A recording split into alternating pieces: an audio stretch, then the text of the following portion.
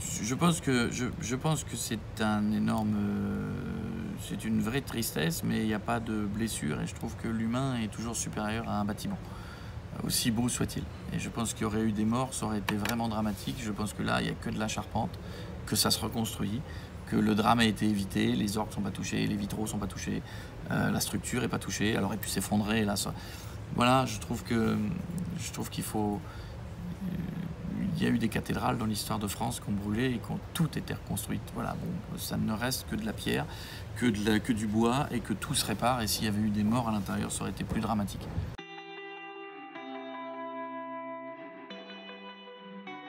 J'ai vu des gens surréagir, j'ai vu des gens... J'ai vu passer des je le savais, des on le savait, des on s'en doutait. Je crois que dans ces moments-là, il faut faire profil bas et puis voilà, basta, peu importe. C'est quelqu'un qui a des dérives, il a des dérives, qu'il ait fait une émission de télé, qu'il ait joué, qu'il ait gagné. Les on le savait, ça sert pas à grand-chose.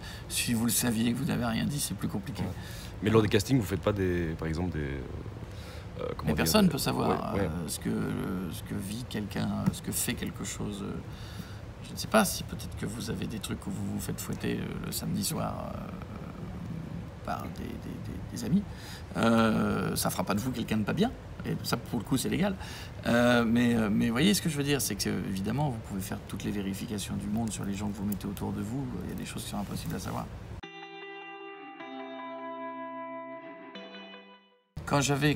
Faut replacer ça à 27 ans en arrière. Et c'est la petite déception du gamin qui monte à Paris et qui était très fan et qui rencontrait un des mecs qui lui avait donné envie d'avoir la liberté du micro. Et c'est la déception d'un gamin de 20 ans. Enfin, entre-temps, on a fait des choses. Entre-temps, on a eu le temps de se fâcher 2 fois plus, de se réconcilier 2 fois plus. Donc voilà. Non, c'était important de faire le petit cliché. Quand vous faites un livre, il faut être honnête. Si vous faites un livre où bon, tout a été sympa, bah, vous faites un livre totalement inintéressant et on a l'impression de lire les pensées de quelqu'un de télé-réalité qui passe son temps à dire c'est sympa, c'est sympa. Non, vous avez obligatoirement fait des choses dramatiques, super, moins bien, croiser des gens effectivement sympas, croiser des gens exceptionnels, puis avoir eu des déceptions, c'est normal de les marquer. Tout va bien entre vous. Faut pas leur donner plus de dimension que ça. Faut juste, c'est important d'avoir de retracer un sentiment avec un peu de distance. Fais du vélo. C'est magique cette expérience. Hein. C'est magique ce délire-là. Je le raconte dans le livre. Ouais, ça a été 4 jours, 4 fois la même fois. Alors non, Michel, je ne fais pas de vélo. Tu es en forme. Tu fais du vélo? Non, Michel, je ne fais pas de vélo. Et voilà. Il l'a fait dans mon émission. Ouais. Il avait la nudité facile. Que je n'ai jamais eu, moi. J'ai toujours été bluffé, il n'y a pas de blague dans ce que je dis. J'ai toujours été bluffé par les gens qui sont capables, pour une blague, de se mettre tout nu et de marcher comme si de rien n'était. Cartman, chez moi, il était capable de traverser. Notre studio était commun avec Europe 1. Il était capable de traverser tous les couloirs d'Europe 1 nu, juste pour arriver dans le studio, faire « Hey !» et repartir dans l'autre sens, sans se couvrir. Je trouve ça dingue. J'en serais incapable, moi. J'aurais un panneau devant, un panneau derrière. Incapable.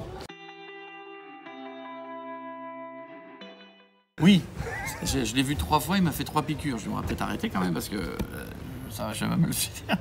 Ouais, il avait un peu le réflexe de...